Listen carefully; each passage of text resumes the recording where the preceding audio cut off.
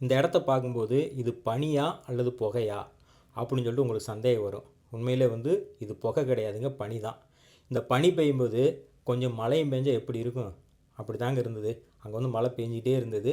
அந்த மழையில் நனைஞ்சிட்டு போனால் எப்படி இருக்கும்? சுகமாக இருக்கும்ல. அந்த மாதிரி இடத்துக்கு தாங்க நாங்கள் வந்தோம். இந்த இடத்துக்கு நீங்கள் வந்திருந்தீங்கன்னா கண்டிப்பாக உங்களுக்கு தெரிஞ்சிருக்கும். இருந்தாலும் கூட நான் சொல்கிறேன். இந்த இடம் வந்து பார்த்திங்கன்னா கொடைக்கானலில் இருக்கக்கூடிய பில்லர் ராக் அப்படின்னு சொல்லுவாங்க. அந்த இடம் தாங்க இந்த இடம். தமிழில் வந்து தூண்பாறை அப்படின்னு சொல்லுவாங்க. நீங்கள் பார்த்துட்டு இருக்கிறது இப்போ அந்த பில்லர் ராக்கை தான் பார்த்துட்டு இருக்கிறீங்க.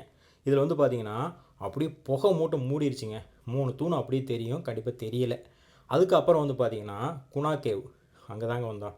அப்படியே நடந்து போகிற வழி பூராமே நல்லா அழகாக ரெடி பண்ணி வச்சுருக்காங்க. இதுக்கு முன்னாடி இது மண்ணாக இருந்தது, இப்போ நல்லா ரெடி பண்ணி வச்சுருக்காங்க. இந்த குணா கேவ் வந்து நான் சொல்லி தர வேண்டிய அவசியமே இல்லை, உங்களுக்கு எல்லாருக்குமே தெரியுங்க. இங்கே வரும்போது பார்த்திங்கன்னா இந்த வேர்களை பார்த்தா கண்டிப்பாக இது வந்து கொடைக்கானல் தான் அப்படிங்கிற ஒரு அடையாளமாக இதை நீங்கள் பார்க்கலாம். அந்த மாதிரி இடம் தாங்க. அப்படியே பார்த்தீங்கன்னா அங்கேயும் வந்து இதே மாதிரி பனி அந்த அளவுக்கு வந்து அதிகமாக இருந்ததுங்க. ஆட்கள் வந்து நிறைய பேர் வந்துட்டு இருந்தாங்க. நீங்கள் வந்து டயத்தை வந்து இங்கே வந்து நிறையா கழிக்கலாங்க, அந்த அளவுக்கு அழகாக இருந்தது. அடுத்து பார்த்தீங்கன்னா பைன் ஃபாரஸ்ட். இது வந்து சொல்ல வேண்டிய அவசியமே இல்லை. மரம் பார்த்தீங்கன்னா சரியான உயரங்க. உள்ளே போய் பார்த்தீங்கன்னா அவ்வளோ அழகாக இருந்தது. இங்கே நிறையா படங்கள்லாம் ஷூட் பண்ணியிருக்கிறாங்க. அந்த மாதிரி ஒரு இடம் தாங்க. இந்த இடத்துலையும் வந்து பார்த்தீங்கன்னா நீங்கள் கண்டிப்பாக வந்து டயத்தை ஸ்பெண்ட் பண்ணலாங்க.